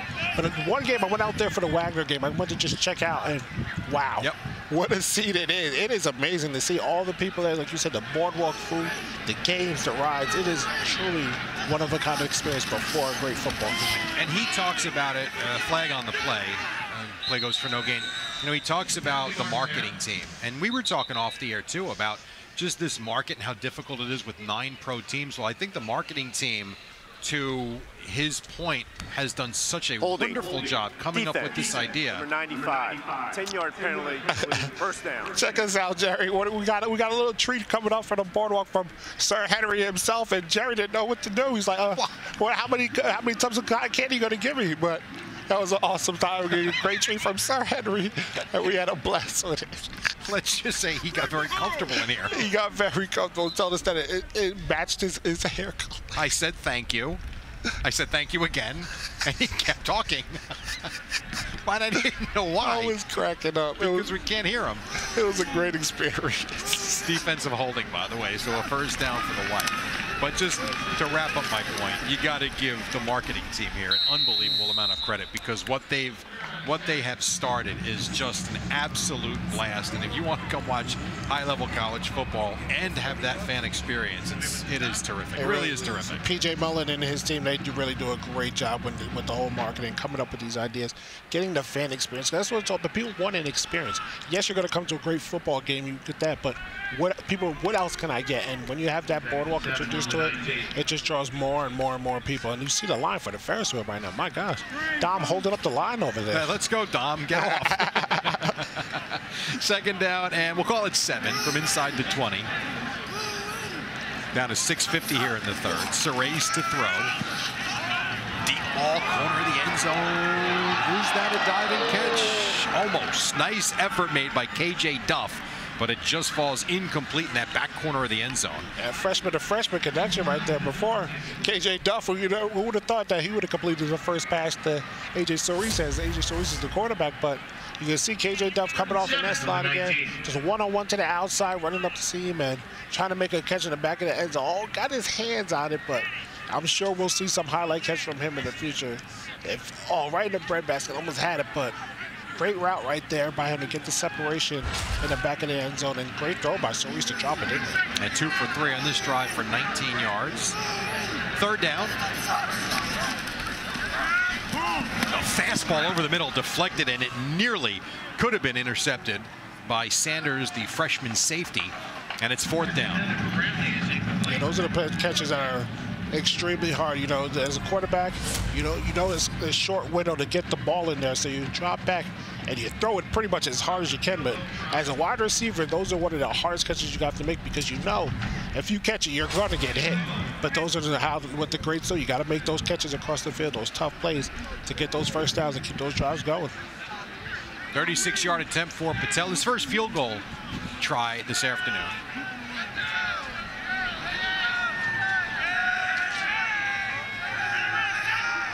Snap and spot is clean, and the kick is booted right down the middle, and the white team takes a 24-21 lead.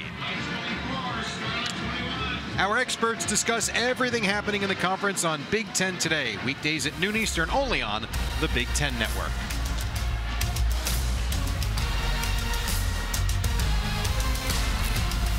Take a look at the Rutgers schedule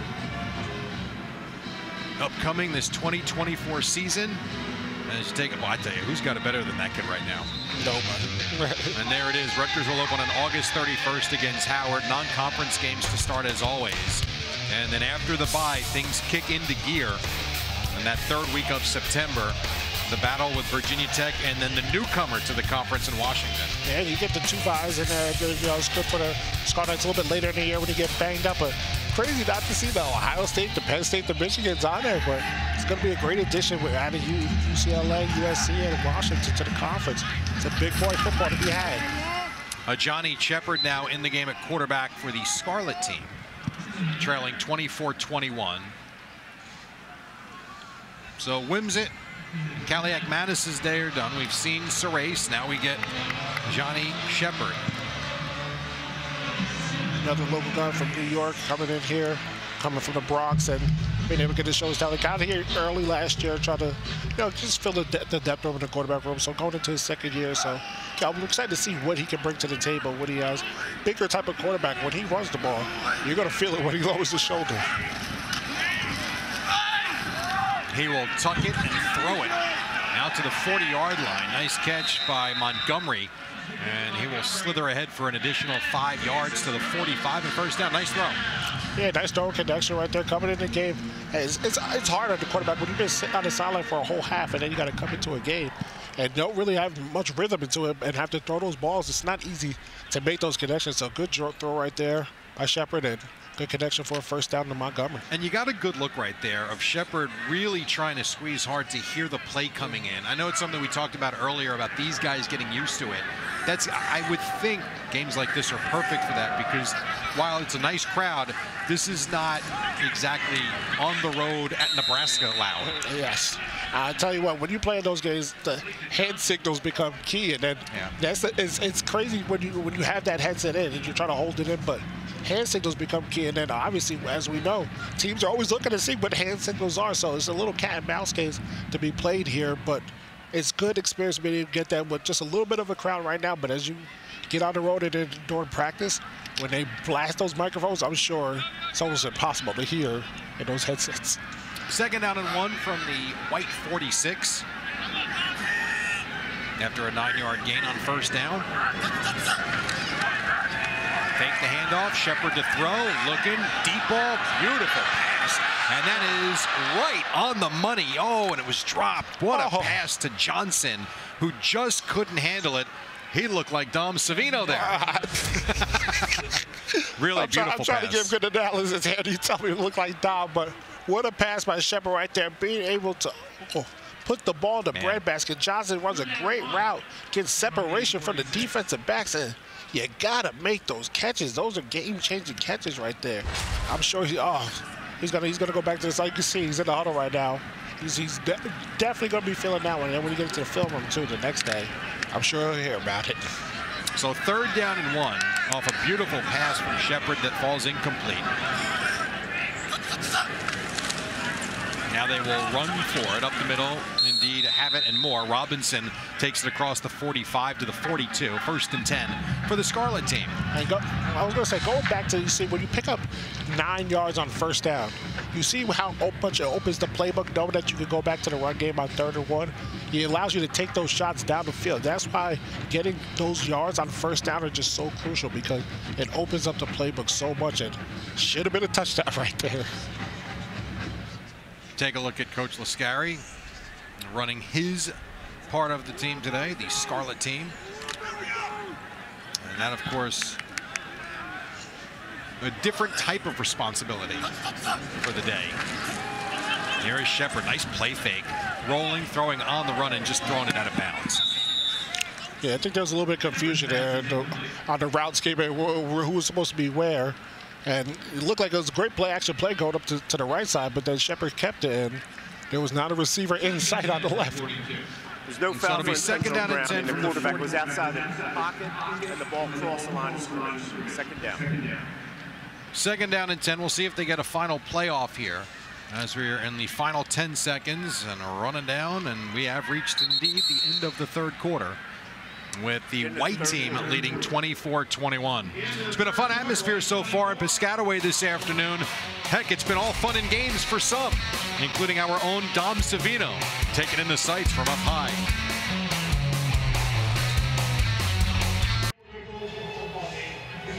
(24-21), the White lead the Scarlet here at SHI Stadium, and down to the field we go with our own Dom Savino. Thank you, Jerry. I am with one of the 9 returning starters on the defensive side of the ball for Rutgers. That is the senior linebacker, Mo Toure. Mo, why did everybody decide to run it back this year? Honestly, we felt like our defense last year, we didn't like the way we ended the season. We finished well with a bowl win, but we just felt like it was so much potential to build off coming back into this year. Guys like Tyreen Powell, Robert Longerbeam, Flip Dixon, just guys, big pieces that we have, and we all came together and talked about it like, we can do something special. We come back, lock in, and just stick together and just work. It was Rutgers' best defense since the team joined the Big Ten. What's the potential of the dark side, as the Rutgers defense is called, this year in 24? Honestly, I feel like we have no limit. We'll go as far as we take ourselves. We just got to stay consistent every day, just continue to work and just stay on top of each other. Right now, I feel like we're growing so much because we push each other and hold each other accountable so much. And like you said, we have 9 older guys coming back, so we're just the ones that's taking the initiative to lead the groups. I saw, too, that you were one of a bunch of guys at Max Melton's draft party last night. What was that like? Honestly, it was exciting, seeing a friend that I grew up with, played against in high school, and got the opportunity to play with in college. It was exciting. It was a great experience, and it was a great moment to celebrate with him and his family. And it just gives me chills, thinking of next season. But, staying in the moment, chopping the moment. Mo, thanks for your time. No problem. Thank you guys for having me. Guys, back to you. The dark side is alive and well this year.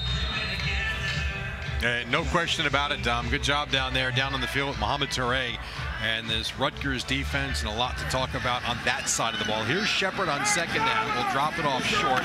We'll be shy of a 1st down as Higgins takes to the near side to about the 35-yard line. But he's talking about the defense and, what an impact defensively that team or that unit made last year.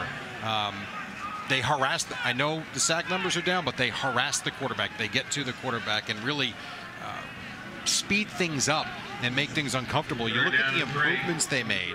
It's really remarkable when you look at that red zone score percentage change. I told you, in the red zone, the Scarlet-White, they really buckled up on defense, and they were not allowing teams to get in that end zone, and they were making them kick field goals. And as you said, the sack numbers were down, but the pressures were up, and you didn't always have to blitz. When you can get there with 4 guys, knowing that they're pinning their ears back with guys like Aaron Lewis, Mohamed Toure, and getting pressure on the quarterback, it just allows you to have still 7 in the back and be able to play the back end and make plays. It's just huge, easier for the defensive coordinator to call the plays.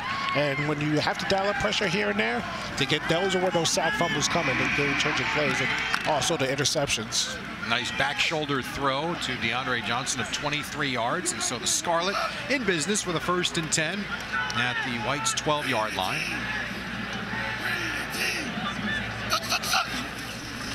Shepard looking right, throwing right, batted down at the line of scrimmage and incomplete. Got the hands up there, and it's a 2nd down and 10. And those are plays right there for the defensive side. When you get your hands up, you may not be able to get to the quarterback, especially on those quick throws, but you get your hands up in those passing lanes to be able to bat the ball down. It's just as good as getting a QB hit. So they go with a running clock here in the second half, if you haven't noticed in this spring game. So it's 2nd down and 10 with the clock at about 12.5 minutes to go. Teray out to the left with Montgomery.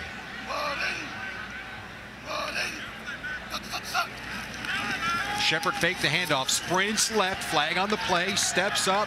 He will tuck it and run, find the sideline and run out at about the 9-yard line. But a flag about 20 yards behind him as he headed towards that far side boundary.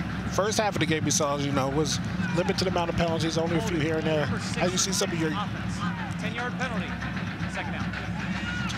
As you see, you get some of their, a little bit of younger guys in there. They're learning positions. You get a little bit more penalties because they're trying to make the, the plays out there, but sometimes they get caught out of position, the holding, things like that. So I'm sure they'll clean that up, but it's good to be able to get that film so you can see the mistakes that you make and learn from them. That was holding called on Moses Bagbasoa, and so that backs them up to the 22-yard line. Very difficult with a 2nd and 20 with such a short field in front of them.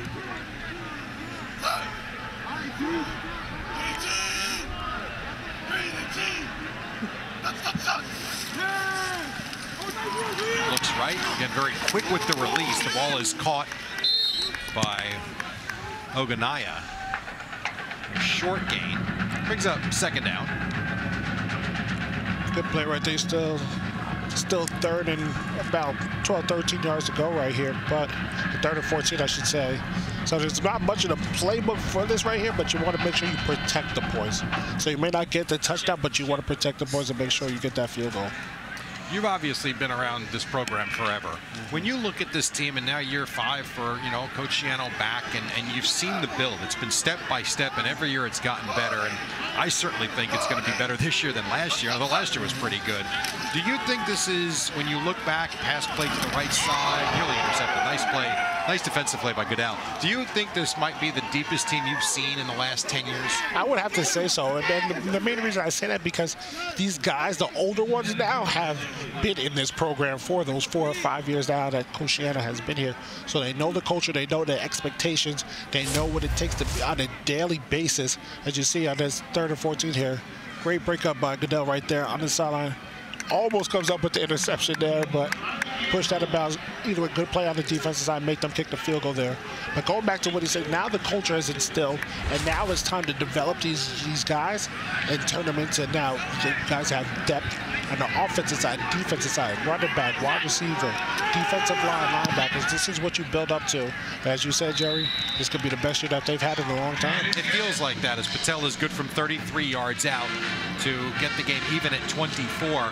It does feel like, you talk about, you use the word culture there, which I feel like we throw around a lot in sports these days, but talk about how important that is to have that proper culture, the proper connectiveness, if you will, in the locker room. Just trust me, playing under a guy like Greg Shiano, he demands your absolute best in everything you do, on the field, in the weight room, in your study hall, in the classroom. It's always, you demand your best out of you. It's not easy, and it's going to be great. But I tell you what, he takes these young 17, 18-year-old boys and turns you into 21, 22-year-old grown men, and you develop as a person on the field and off the field. And I'll tell you what, you see more and more guys that Coach Shiano that talk about the culture, the program, the family, chop. Even when they get to the NFL, Coach Isaiah Pacheco is still talking about chopping. It just becomes a part of who you are. It's a way of life. So Race and the white team back on the field. Now in a 24-all game with 8.5 minutes to go. Fake the handoff. Deep ball, middle of the field, overshoots his receiver, and the ball is going to be picked off. Beautiful play over the shoulder. The freshman safety, Kaj Sanders. That is an impressive catch. Very impressive. Great interception right there by Kaj Sanders. Big highly recruit coming out of big North School Bergen Catholic and going back there and over the shoulder play. I thought he was the wide receiver at one point. The way he caught the ball, a great job by Kaj Sanders, young guy who's going to make a lot of plays here on the banks of the old Raritan for the Scarlet Knights. Now, we've seen a lot of long drives today. You've got about 7+ minutes here. This would be a good opportunity for the Scarlet team to methodically work their way down the field in a tie game. Absolutely, tie game. This is where you want to be right now. And in the fourth quarter, getting ready to get those reps in there, getting a lot of film, and being able to try to take the lead and win the game. We saw Rutgers last year actually drain the clock all the way down. They'll have a 9-minute drive to win the game. We'll see what the Scarlets decide to do here in the spring game, but huge opportunity here for the Scarlet team. No doubt. So announced today, a walk to believe, Nate, on September 7th. Make sure you come on out one step closer with Team LeGrand. And it will be before the Rutgers-Akron game.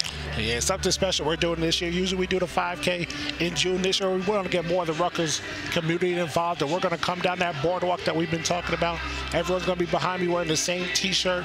We're going to have a great tailgate. We're going to go into the stadium, and we're challenging everyone from now until September 7th to do the 5K on your own. I'm going to be going to all different places with people doing it, but we ask you to sign up and come and celebrate with us on September 7th versus Akron. It should be a great day for sure, starting with that. It's Colin O'Sullivan, a sophomore, in at quarterback now.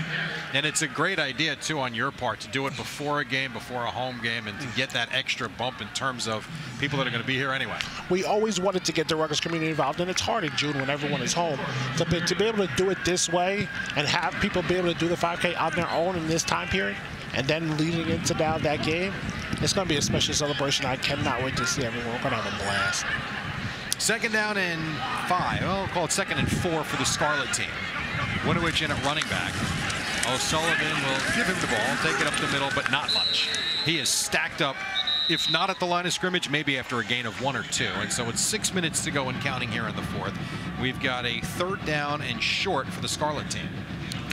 You see, now the playbook is open to see, do they try to air it out here with Sullivan, or do they continue to go on the ground game and try to pick it up here? And then we're in the spring game, so we see them going for it on 4th down a little bit here. So interesting to see what the play call is going to be. Dropping the shotgun right now, so if I'm going to go with a guess, I'm going to go with a pass.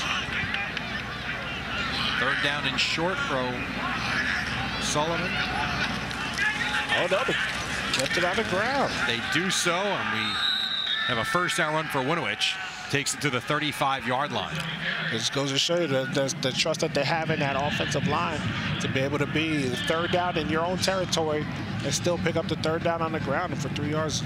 Great job by the offensive line. A great job by a young running back, Winovich, to find a hole and get forward, be able to put his head down, get forward, and be able to get that 1st down, keep the drive going. Tell you what's impressive, too, is the amount of fans that have really stayed for the duration of this game. Got a little bit chilly out there, too. I'm not going to lie to you, Jeff.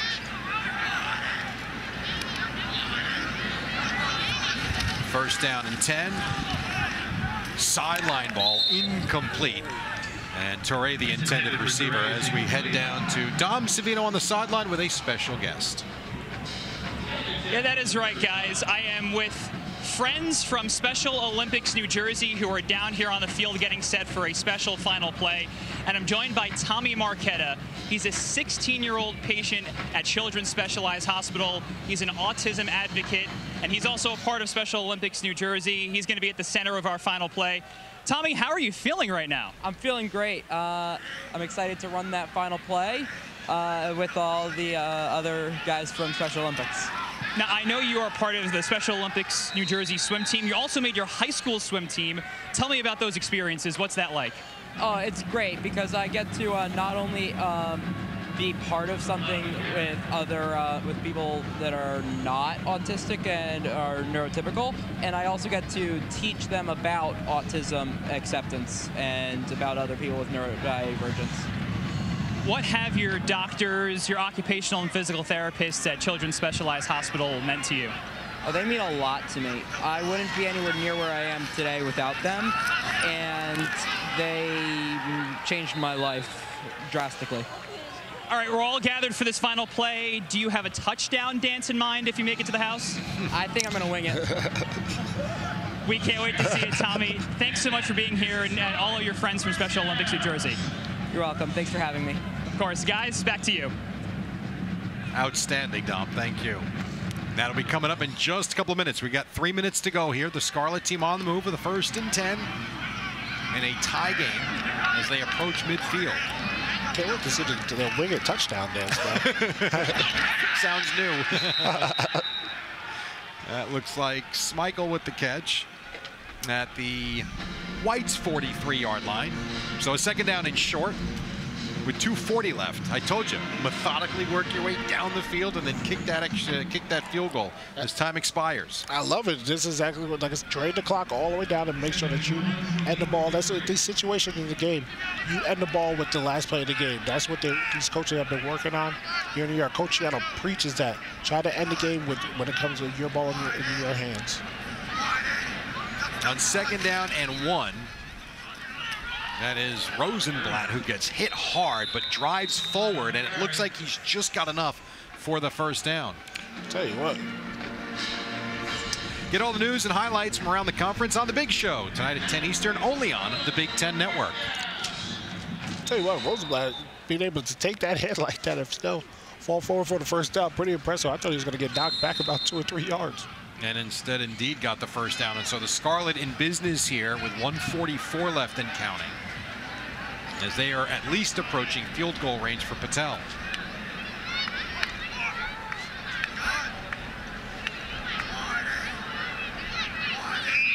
O'Sullivan with a very long play call, or count rather. Throws it left side. It's for Teray. Makes the catch. Stumbling down and falling on his back, but they say just out of bounds.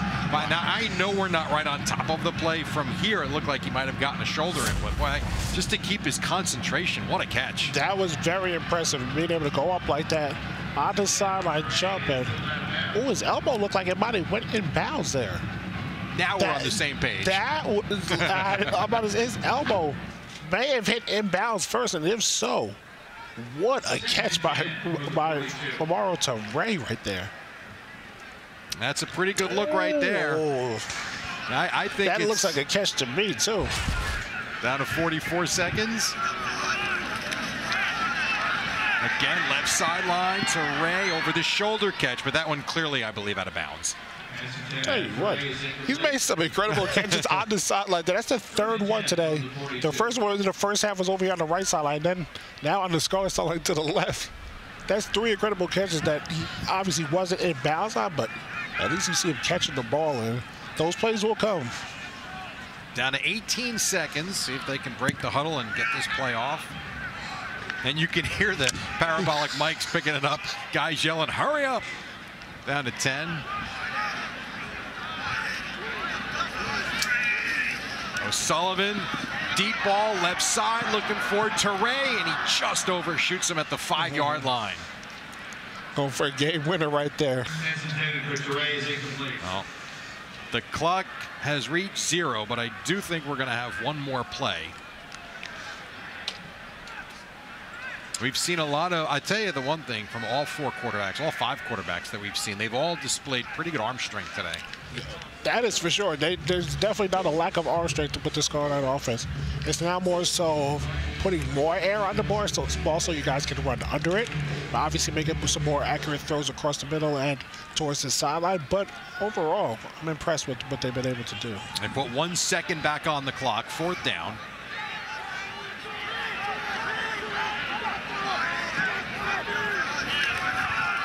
O'Sullivan steps up, throws, deep ball, left side, Teray, and no, it's not Teray, but it is incomplete nonetheless. That was actually DeAndre Johnson. Everybody wants a flag on the play, and I think you got one down at the 10-yard line. Pass interference, defense, 15-yard penalty, automatic down. There will be an untimed down. Boy, Zylan Williams, we've called his name about 5 times today. Not a good one there. Not a good one at all right there. But now we get to see a field goal attempt here for the game-winning field goal with a way to end the spring. So Patel, this will be a long field goal of 45 yards. It'll be placed down at the left hash mark. And we'll see if Patel can win it for the Scarlet team. It was good from beyond 50 last year, so you know he's got the leg. Oh, they're going to ice him. The white team calls timeout. We talk about Patel. Listen to these numbers. 15 of 18 on his field goal tries, a long of 51, and 33 of 34 on point afters. Here he's going to try and win it for the Scarlet Club. Right into the band. Snap and spot. The kick is away, and the kick is no good. Oh, it just missed it wide left. And the white team celebrates as they will get away with a 24-24 tie. But we've got one play to go, I believe, as the teams will gather at about the 10-yard line. They put 1 second back on the clock. And this will be, we just heard from Dom, this will be Tommy Marquetta, Special Olympics athlete, autism advocate, as they're going to line up, and we're running one more.